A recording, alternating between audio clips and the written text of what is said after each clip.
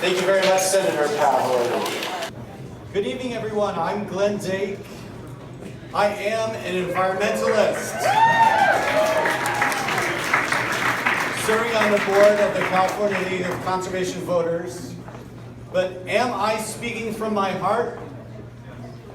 Am I demanding that all affected by official decisions have a voice in making those decisions? Our honoree tonight, East Yard Communities for Environmental Justice, is demanding such things. East Yard does this authentic community organizing work every day, and we should all be very glad that they do. East Yard is effective. This year they were part of a coalition that finally shut down the polluting Exide battery recycling plant in Vernon. This work continues with a program to clean up impacted neighborhoods to finally win justice for the 100,000 residents impacted by lead pollution from Exide. As this campaign demonstrates, they're in it to win it, right? Where did East Yard come from? In 2001, residents of Commerce in East LA founded East Yard Communities for Environmental Justice to address the health impacts of industrial pollution in their communities and to fight pending expansions of polluters adjacent to homes, schools, and parks. What are they working toward? These residents formed a cohesive unit. Their theory of change is to build a base of self-advocacy and community power among the most severely affected by toxic pollution, and to influence policy decisions that are health protective and just. For example, East Yard led the Community Advisory Committee that advises the Gateway Cities Council of Governments on its I-710 Major Corridor study. East Yard campaigned for the Commerce City Council to commit to a general plan with a focus on environmental health and justice. And East Yard is in coalition opposing the Skig Rail Yard project near Long Beach. But that is not all.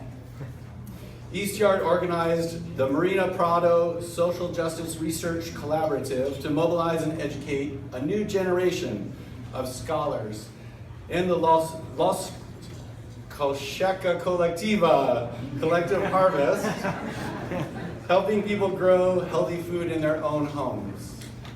There's so much more, but my time is short. Thank you, East Yard Communities for Environmental Justice, for your dedication to protecting current and future generations. Please join me in welcoming to the podium Mark Lopez from East Yard.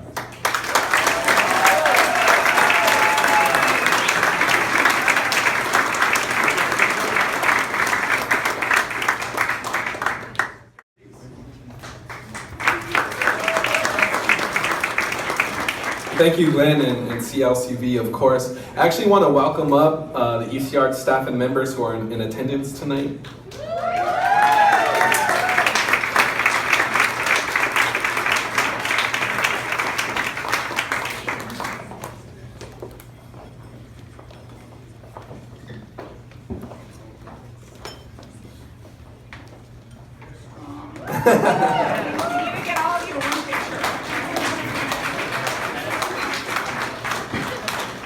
We, those of us standing in front of you right now, and our hundreds of members that we were too shy to try to get on the guest list, we are East Yard Communities for Environmental Justice.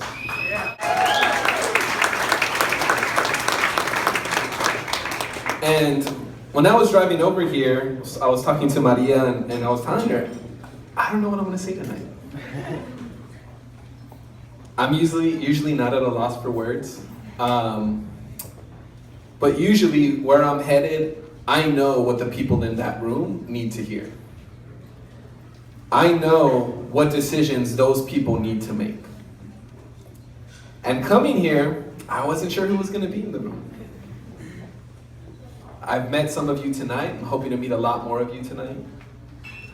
But because I didn't know what you needed to hear, that told me that I needed to let you know who we are. What we do is we build community. That's what we do. Every day. 7 days a week, you know the rest of that. We do that because we live in our communities. These are our communities. Y'all know the definition of environmental justice, right? Where you live, work, and play. We do all of that in the same area. We fight because no one's coming to protect us. We fight because we know what the issues are, because we feel them every day, and they are literally in our blood. Not in a symbolic or metaphoric way. Literally, the contaminants in our communities are in our blood. They're in the blood of our families, of our babies, of our friends and neighbors. That's what's at stake when we fight in our communities. So when we build partnership, we know we're very limited in the capacity we have to do that, because there's so many problems in our communities. So when building partnership with CLCV, that didn't come immediately. That decision wasn't made lightly. Mike had to make a whole lot of calls and drive out to Commerce a whole bunch of times. I will again. We'll continue to do that. Jenna had to jump on the phone a whole lot and also come out to Commerce. And we got to know who CLCV is. That's what made us comfortable to do that. And we know CLCV is very strong, but also has limitations. The way we are very strong, but also have limitations. And it's through partnership that we're able to make the changes that we need in our communities, that we need in the region, in the state, and set the trend for the rest of this nation. That's what we can do together. And what's especially important to recognize is that we will continue to be here. In this 30-year fight to get EYCEJ closed down, we're still here after EYCEJ.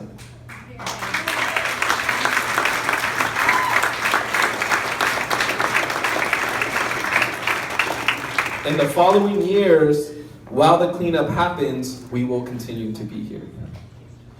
When the elected officials who currently represent our communities move on to other positions or retirement, we will continue to be here.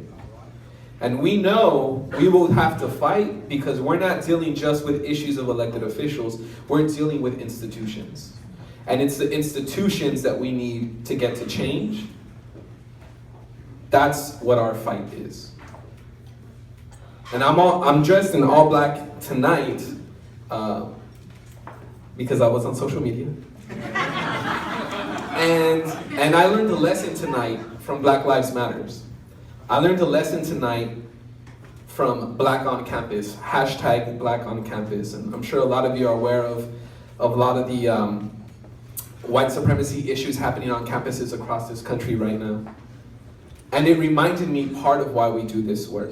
Because we also work with young folks. And we encourage and support our young folks into getting into universities across California and across the country. And so we know as we see deans stepping down, it's the institutions that we're really trying to address. And that reminded me tonight, and that's what I needed to share with you all, is that when we're doing this work, we know that we're not just trying to change names in councils or names in representative offices. We know that those names uphold or change institutions. And we can do that together. Thank you.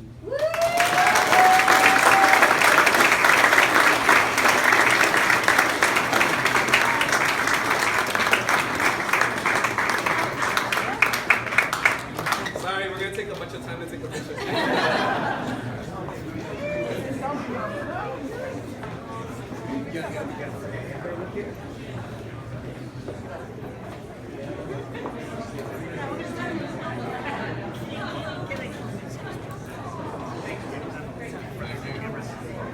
No, Thank you.